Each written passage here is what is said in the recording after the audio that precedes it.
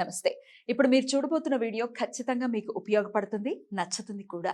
మరి మీకు నచ్చిన విషయం నాకు తెలియాలి అంటే ఈ వీడియోని మీరు లైక్ చేయాలి, షేర్ చేయాలి, అలాగే మన ఛానల్‌ని సబ్స్క్రైబ్ చేయాలి. మీ సపోర్ట్‌ని నాకు అందిస్తారు కదూ! ఓకే. ఇప్పుడు వీడియోని స్టార్ట్ చేద్దాం. నమస్తే. Welcome to our channel. నేను కుప్ప పద్మిని. ప్రస్తుతంతో పాటు ప్రముఖ ఆధ్యాత్మికవేత్త, జ్యోతిష పండితులు, అమ్మవారి సేవకులు, దత్త గణపతి ఉపాసకులు మురళీధర్ శర్మ గారు మనతో పాటు ఉన్నారు. మాట్లాడదాం. నమస్కారం అండి. మహాదేవ శ్రీమాత్రే నమః. మురళి గారు, కుబేరుడు డెఫినెట్ గా కుబేర అనుగ్రహం కోసం అందరూ కూడా పరితపిస్తూ ఉంటారు. ఎందుకంటే ధనానికి అధిపతి ఆయన. ఖచ్చితంగా లక్ష్మీ కుబేర వ్రతాలు అయితే చాలా విశేషంగా చేసుకుంటూ ఉంటారు. అవి కూడా చాలా మహిమాన్వితంగా కూడా చేసుకున్నంత మాత్రానే వాటి పవర్ ని ఇమ్మీడియట్ గా మనకి రిజల్ట్స్ రూపంలో చూపించడం అనేది జరుగుతూ ఉంటుంది. లక్ష్మీ కుబేరుడికి సంబంధించి మీరేం చెప్తారో, అలాగే లక్ష్మీ కుబేర దీపం గురించి కూడా ఒక్కసారి మీ ద్వారా నేను తెలుసుకోవాలనుకుంటున్నాను మురళి గారు. తప్పకుండా అమ్మా. చాలా మంచి ప్రశ్న అనుకోవచ్చు, లేదా ఇది నాకు ఎప్పటి నుండో చెప్పాలి అని అనుకుంటున్నాను ఈ యొక్క టాపిక్. అంటే రహస్య పరిహార శాస్త్రంలో దీపాలకు సంబంధించి చాలా అంటే చాలా మనకు చెప్పడం జరిగింది. ఎన్నో విశేషంగా ఎలాంటి దీపారాధన చేస్తే మనకు ఎలాంటి ఫలితాలు కలుగుతాయి అనేటువంటి విషయాన్ని ఎంతో క్షుణ్ణంగా కూడా క్లియర్గా కూడా ఇవ్వడం జరిగింది. కొందరు ఆల్రెడీ దీపారాధన చేసినటువంటి ప్రమిదను శుభ్రం చేయకుండా అందులో మరలా కూడా నూనె వేసి ఆ వత్తినే దీపారాధన చేసినా వచ్చేటువంటి దరిద్రం ఉంటారు. వత్తిని కూడానా ఉంటారు. అంటే నేను అనేది ఏమిటి అంటే, వారు ఏదో కంగారుగా గుడికి వస్తారు, వత్తులు మర్చిపోతారు, లేదా లేదా వారు ఎవరో వెలిగించి వెళ్ళిపోయినటువంటి అదేదో కొండెక్కిన తర్వాత గాలికి ఆరిపోయిన తర్వాత మరలా దాన్ని వాళ్ళు పైకి అని చెప్పి వెలిగించడము అంటే తెలియదు వారికి విషయం ఏంది అంటే. ఇక అంటే ఇవన్నీ మేము చూసిస్తున్నట్టుగా చూస్తూ ఉంటాము, మా బిజీలో మేము ఉండడం జరుగుతుంది. అదంటే ఇట్లాంటివి చేసినా కూడా వచ్చే దరిద్రాలు, దోషాలు. ఇప్పుడు గర్భగుడిలోకి వెళ్ళకూడదు, ఓన్లీ బ్రాహ్మణులే వెళ్ళాలి అని చెప్పి అంటూ ఉన్నారు. బయట నుండి పువ్వులు విసిరే వాళ్ళు కూడా ఉంటారు. అలా విసిరినది విసిరితే మీకు ఒక దోషం అనేది వస్తుంది. అక్కడ మీరు అర్థం చేసుకోండి. ఇక్కడ కనుక పువ్వులు మనం ఎవరికైనా ఇప్పుడు ఆడవాళ్ళకి ఏదైనా పువ్వులు ఇవ్వాలంటే చేతికి ఇస్తామా, నెత్తికేసి కొడతామా, మోన్కేసి కొడతామా? అంటే దూరంగా ఉన్నారని తగులుతాయి కదా. పువ్వు అయినా ఏదైనా రోజా పువ్వులు అయితే ఖచ్చితంగా వాటికి ముళ్ళులు ఉంటాయి. మనం అయితే కాడలు తీసేసి పెట్టాలి అని చెప్తారు. సమర్పించాలి. సమర్పించడం వేరు, వేయడం వేరు. కనుక దీపారాధనను కూడా ఆ విధంగా చేయకండి. ఎక్కడైనా ఉంటే ముందు వాటిని వాటర్తో శుభ్రం చేసుకుని ఆ యొక్క మట్టి ప్రమిదను అటు పిమ్మట మీరు దీపారాధన చేసుకోండి. అయితే ఇక్కడ ఎక్కడికి వెళ్ళాల్సినటువంటి అవసరం లేదు. ఇంటిలోనే చాలా అద్భుతమైనటువంటిది, చాలా చక్కని రెమెడీ కావచ్చును. లక్ష్మీ కుబేరునికి సంబంధించినటువంటి దీపారాధన చాలా అంటే చాలా అద్భుతమైనది. ఇప్పటి వరకు నాకు తెలిసి ఎవరు అయితే ఎక్కడ యూట్యూబ్లో అయితే నేను చూడలేదు, నాకు తెలిసి నిజంగా 100%. ముందు మీరు ఇది శుక్రవారం రోజు లేదా మంగళవారం రోజు మొదలు పెట్టాలి. ఎట్లా ఎండ్ చేయాలనేది చెప్తాను చివరిలో వీడియో. అంటే ఎన్ని వారాలు పెట్టాలని ఉంటుందా? వీడియో చివరిలో చెప్తాం మనం. ముందు గాజు పాత్ర అంటే ఈ సైజ్ గాజు బౌల్ ఖచ్చితంగా కూడా గాజుతో, సీసందే కావాలి. ఓకే, ప్లాస్టిక్ ఉంది, స్టీల్ ఉంది అంటే కుదరదు.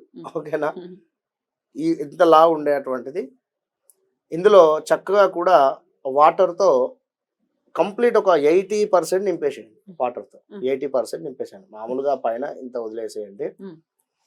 80% నింపిన తర్వాత కుదిరితే అందులో మీ వద్ద గోపంచకం ఉంది లేదా గంగ నీళ్ళున్నా కూడా కాస్త వేయండి, శుద్ధి అవుతుంది.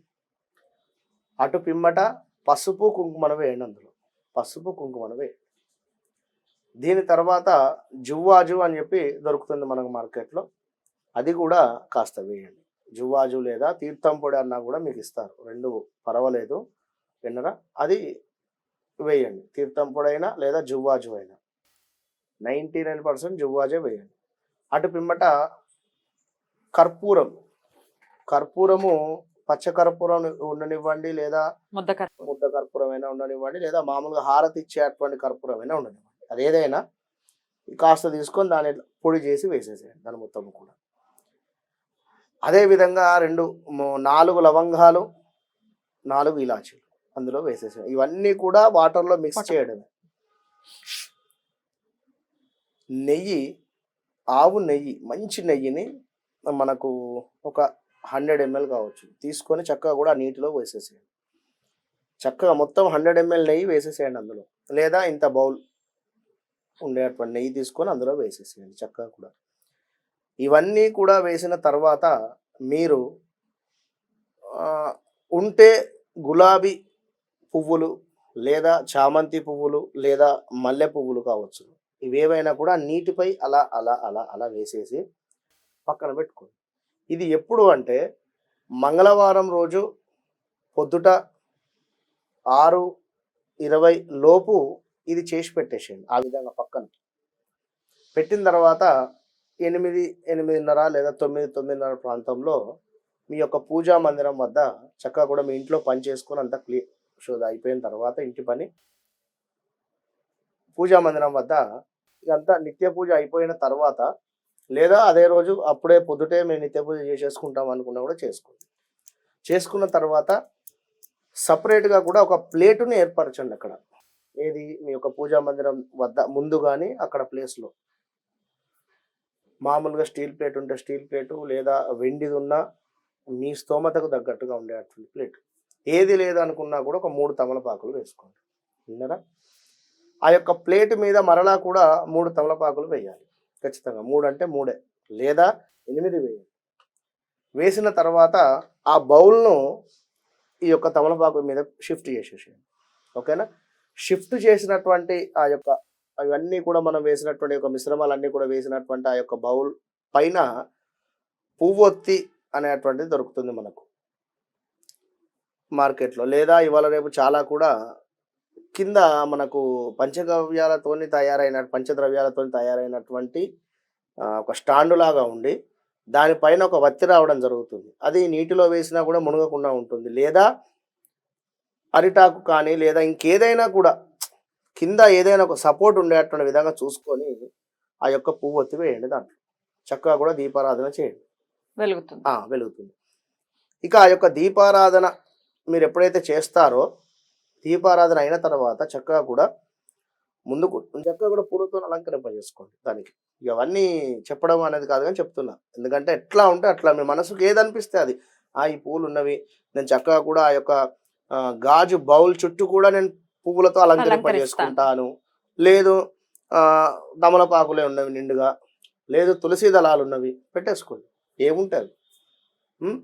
అటు పిమ్మట చక్కగా కూడా కూర్చొని ఆ యొక్క దీపారాధన ముందు ఆసనం వేసుకొని కూర్చొని ఓం లక్ష్మీ కుబేరాయ నమః, ఓం లక్ష్మీ కుబేరాయ నమః, లక్ష్మీ కుబేరాయ నమః. ఆడవారు ఓం తీసేసేయండి.